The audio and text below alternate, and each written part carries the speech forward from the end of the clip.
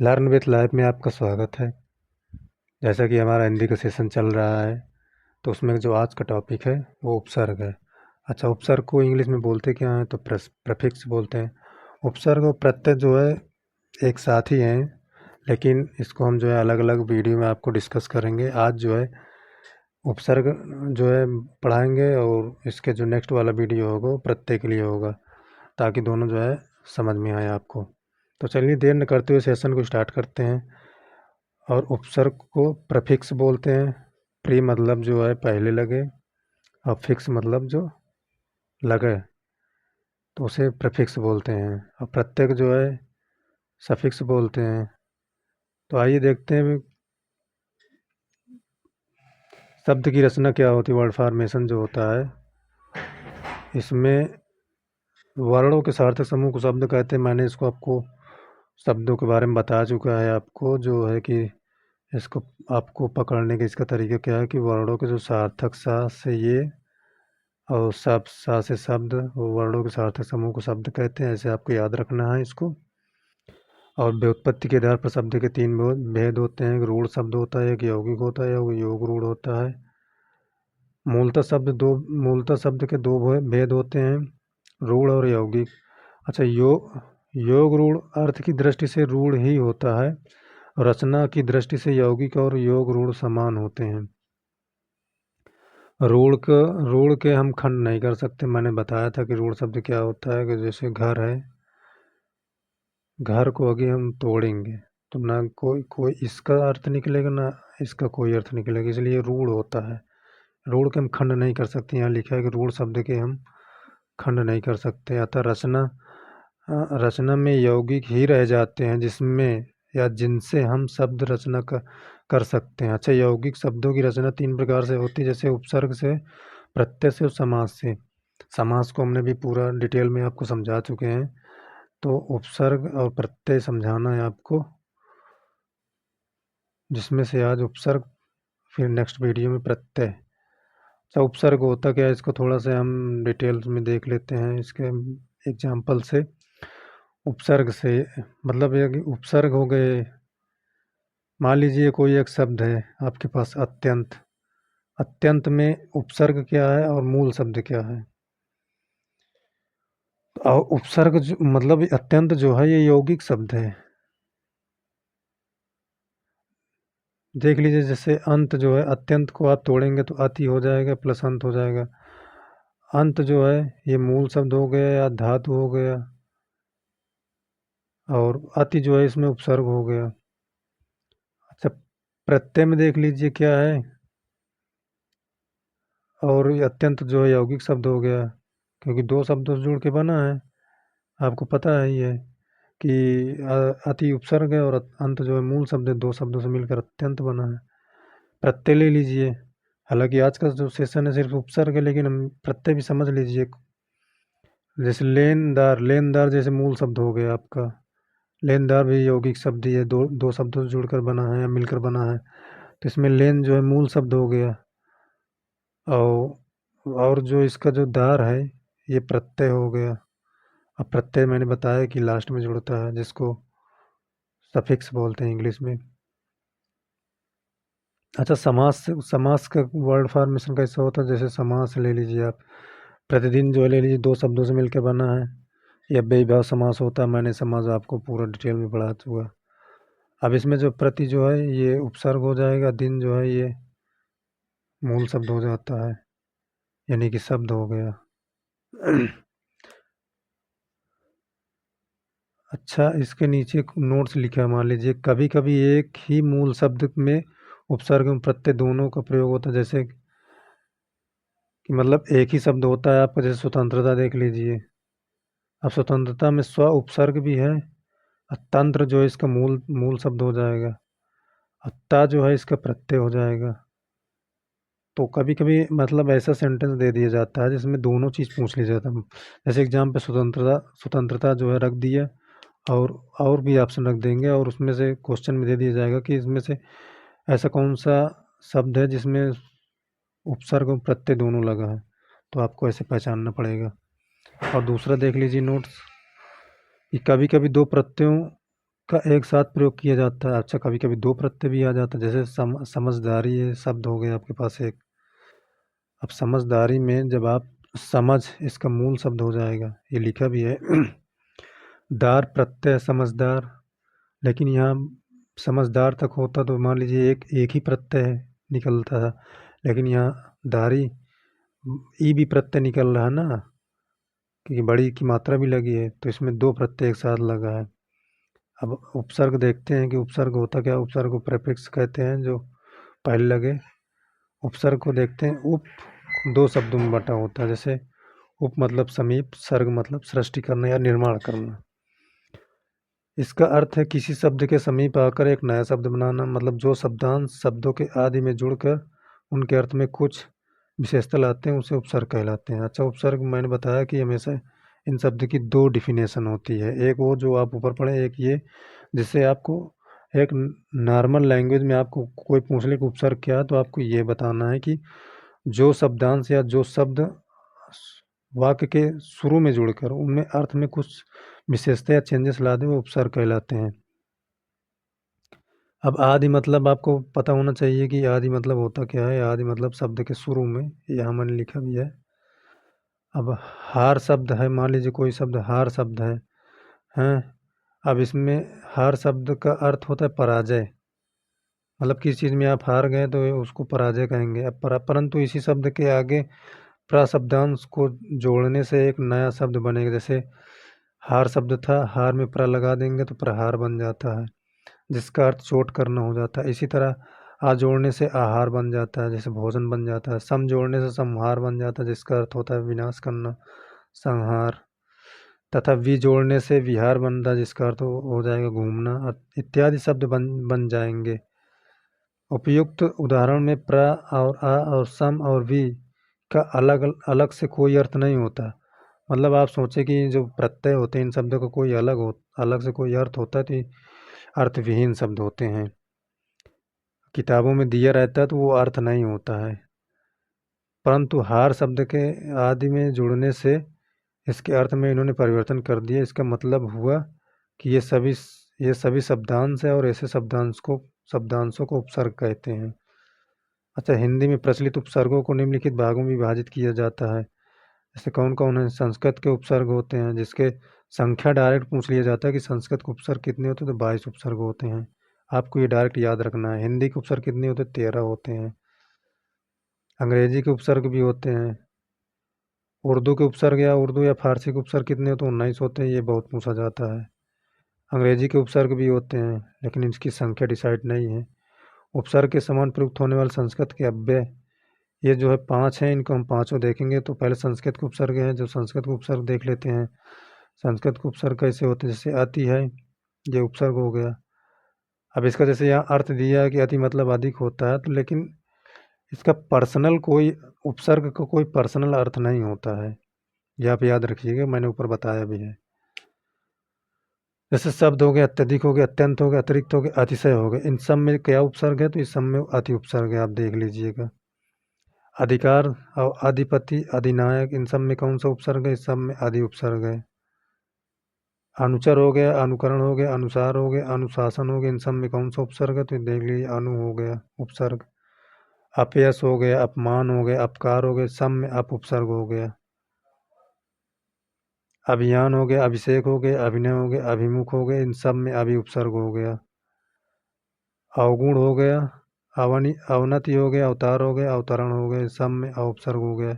अब आप सोचेंगे अवतरण में कैसे अवसर्ग निकल जा रहा है, तो मैं बता रहा हूँ आपको कि अव हो गया प्लस तरण हो गया।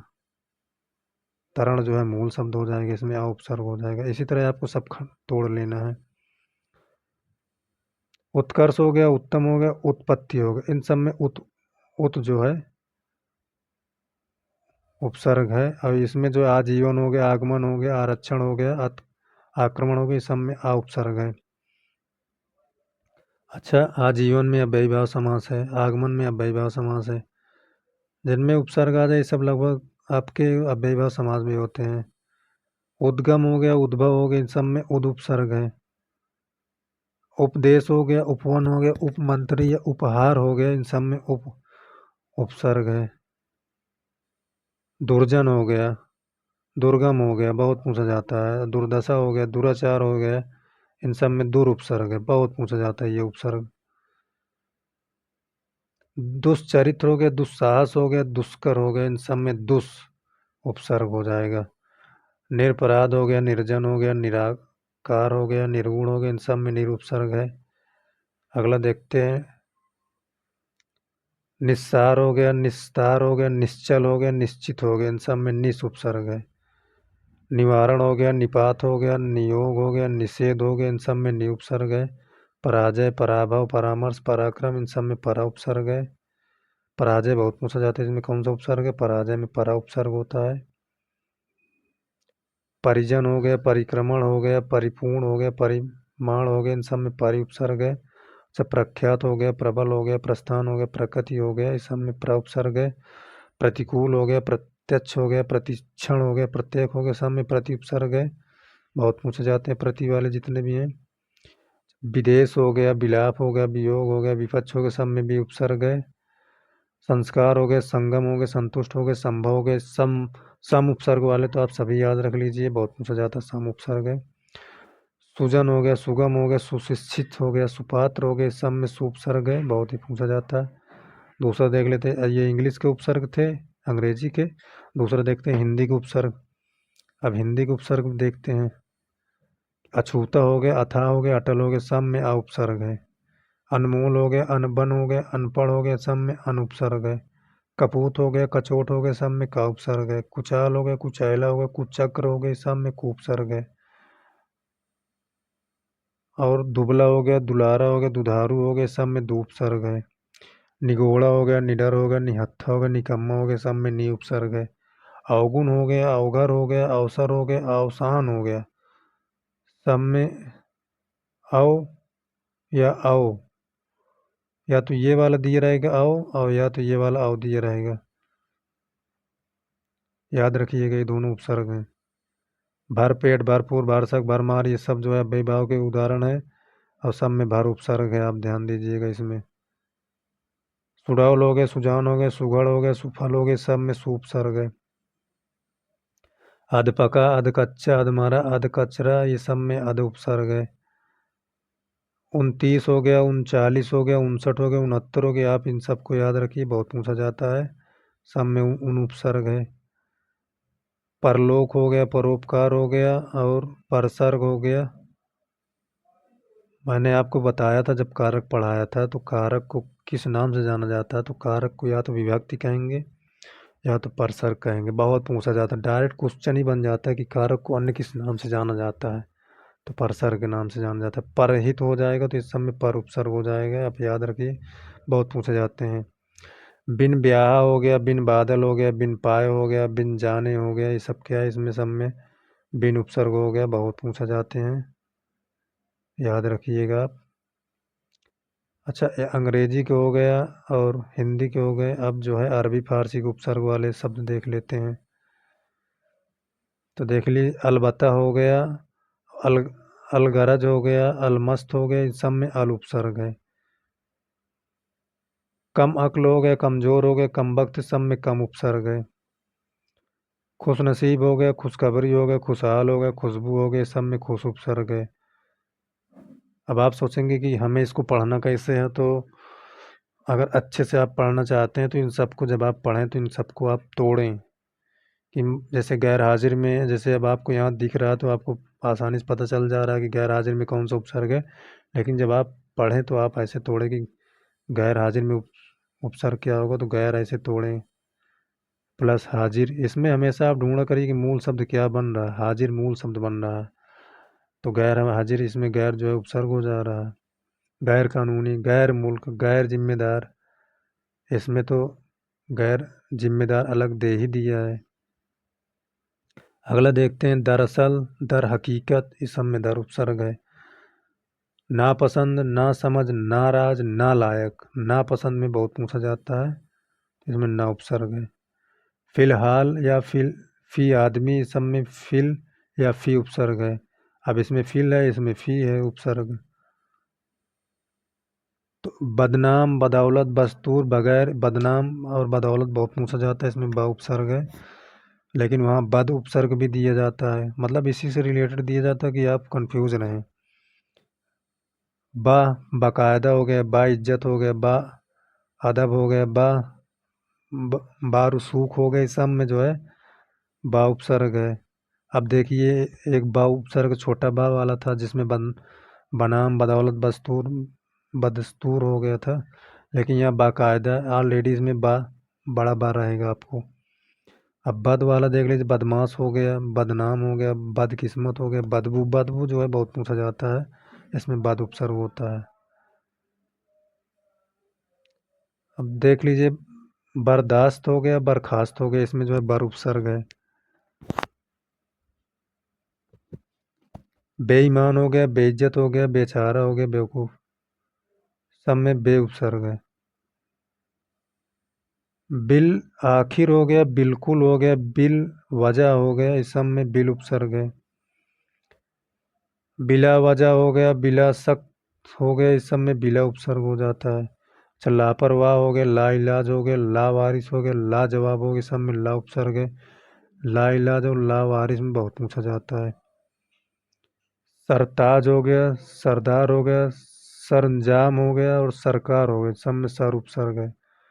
हमदर्दी हो गया, हमराह हो गया, हम उम्र हो गया, हमदम हो गया, इसमें हम उपसर्ग है। हर दिन हो गया, हर साल हो गया, हर एक हो गया, हर बार हो गया, इसमें सब में हर उपसर्ग है। अंग्रेजी के उपसर्ग देख लीजिए हैं, जैसे सब सब जज हो गया, सब कमेटी, सब इंस्पेक्टर। अब आप सब इंस्पेक्टर किसे बोलते हैं, यूपीएसआई जो आप तैयारी कर रहे हैं दरोगा की, उसी को इंग्लिश में जब आप एसआई बोल देते हैं तो इसको यस सब बोल देंगे, इसको इंस्पेक्टर बोल देंगे, वही हो जाएगा सब इंस्पेक्टर। तो इस सब में सब जो है उपसर्ग है, तो आप इसको याद रखिएगा, पूछे जाते हैं पुलिस में, सब इंस्पेक्टर में कौन सा उपसर्ग है, सब उपसर्ग है। और नीचे deputy collector, deputy registrar, deputy minister हो गया, तो सब में डिप्टी उपसर्ग हो जाएगा। आगे देखते हैं, वाइस राय हो गया, वाइस चांसलर हो गया, वाइस प्रेसिडेंट हो गया, तो सब में वाइस जो है उपसर्ग हो जाएगा। जनरल मैनेजर हो जाएगा, जनरल सेक्रेटरी, सब में जनरल जो है उपसर्ग हो जाएगा। अच्छा, चीफ मिनिस्टर हो गया, चीफ इंजीनियर हो गया, चीफ सेक्रेटरी हो गया, सब में चीफ जो है आपका